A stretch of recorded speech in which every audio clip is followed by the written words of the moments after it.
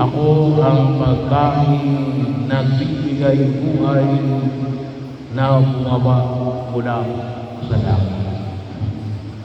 Hindi lang po ito yung tinatawag natin salita ng Diyos. Ang salita bilang pagkain nagbibigay ng buhay. Kasi kumisa ng interpretation ng iba yun. Kaya pagkakataon na nawala sa iba na yung mga kapatid ng mga itinuturi na Kristiyano, nawala na yung komunyon. Ang sa kanila na lamang yan, salita ng Diyos.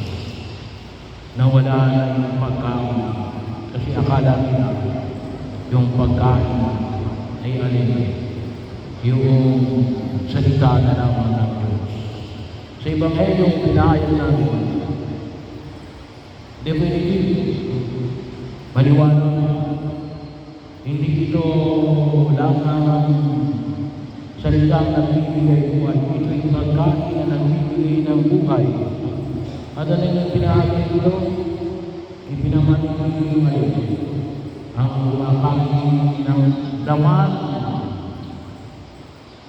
at umiinom ng dugo ng anak ng tao.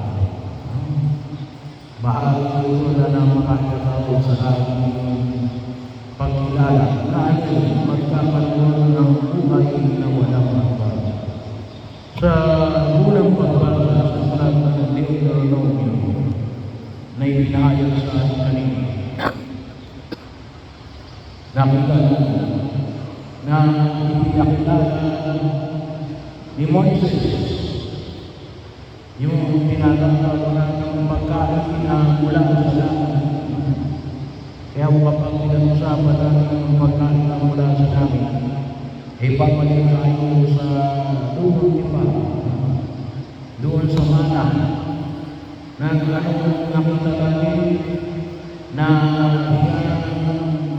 nagbigay ng buhay, literal,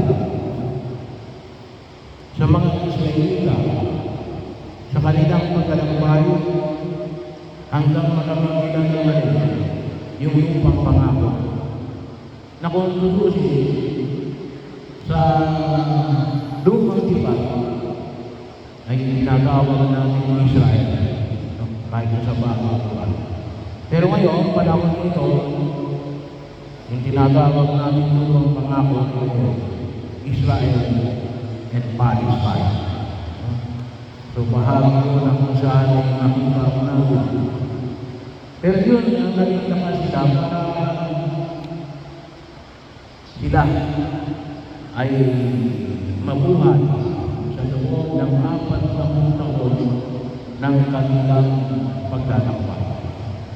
At ipinapahayag ng Jesus natin na ito rin naman yung makukuha natin sa biyaya na ipinagkakaloon sa amin sa banal na Eucharistia na napakahalaga na biyaya na nawawag natin kalimutan.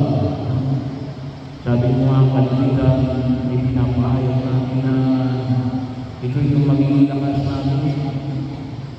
Hindi lamang physical, kahit mo yung moral. Kaya po kung minsan sabi natin, bakit wala kang lakas na labanan ng kasamaan?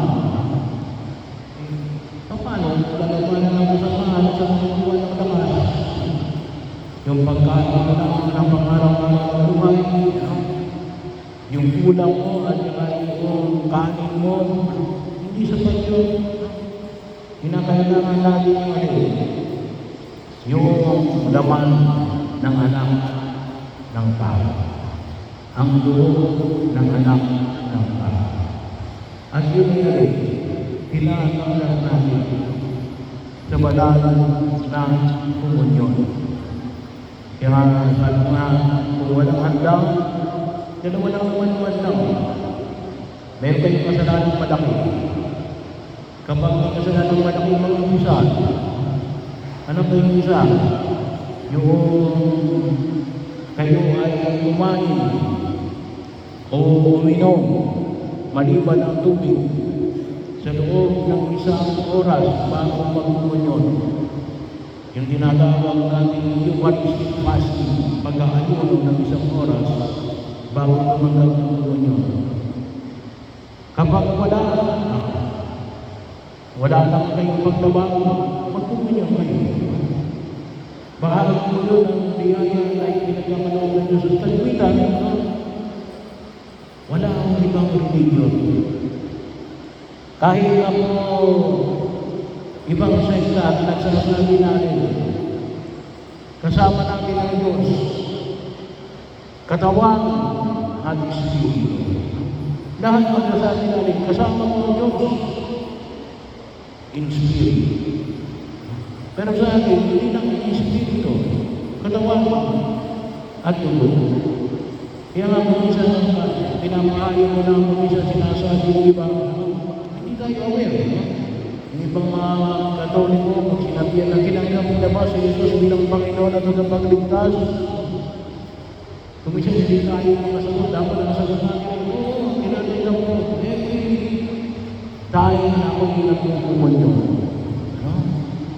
Hindi lamang sa Espiritu, hindi lamang sa isip, hindi lamang sa puso. In flesh, katawan. At yun ay napakabigat kapag sinabi namin katawan at dugo. Kaya yung paanyaya na ipinamahayag namin na hindi namin nakikita. Sabi ko nga, kung talagang naunawaan namin ang biyaya na ito, dudurugin ang bawat pagdiriwang ng isa. Bakit natin ito? Hinihahalin ang kanyang sarili para makasama tayo. Kaya maraming ngayong panahon na ito, maraming tao natin na nanghihila, na nawawala ng pag-asa. Kasi bakit? Sa tingin nila, kinalimutan sila ng Diyos. Bahagi yun. Bakit?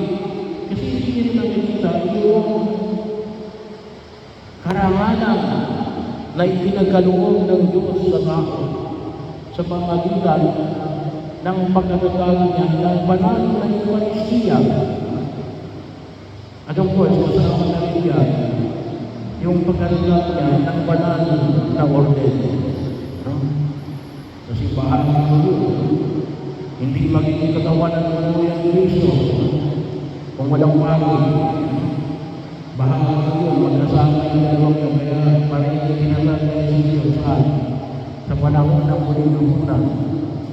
Yung ministeryo ng banal na Eucharistia at ng banal na orden. Pero yun ang mga namin kalimutan. Hindi tayo pinapapatagal ng Diyos. Ibibigay niya yung kanyang utong na anak na naging bahagi sa ating lahat. Pwede namin tanggapin. Kaya maging lakas namin sa pagkilos. Pagkakataon na kung saan ay makita namin yung biyaya na ito na ipinagkakaloob ng kami kapal. At lalo-lalo na, hindi lamang yung mga araw ng pangaraw-araw ng pagbuhay, hindi kayo. Anong sabi nito? Buhay na walang hanggan. Kaya kung pagkilala natin, kapag ikaw ay kamalaman ng pananaman yun, ay ibig sabihin, wala kang kasalanan. Kung may kasalanan ka, huwag ka munang tumasang ng kumunong. Mangungisal ka muna. Or else, lalo ka lang mapapahama. Kasi kasalanan yun. Pero kung wala kang kasalanan malaki, bahagi yung patuloy ng pakikisan ng Diyos at iniaalay ang kanyang sarili sa bawat isa sa atin. At pagkakataon, maging bahagi ng aming pagtugon sa mga tao nangihina ng kalooban. Sabi niyo magsimba, magkumunyon, gagawin sa Jesus. Kasi sa tayo walang lakas. Ay hindi mo lang iba kundi kaya Jesus, saan natin hindi na makita yung kanyang lakas sa pamagitan ng pagtanggap ng kanyang katawan at ulo. Isa ko yung biyaya na kung ito ay tayo mga Katoliko Kristiyano ang nagpapahayag si Jesus doon sa anyo ng maliit na tinapay at ilang patak ng dugo. Pero mo yun, ginagos ng Diyos na makasama tayo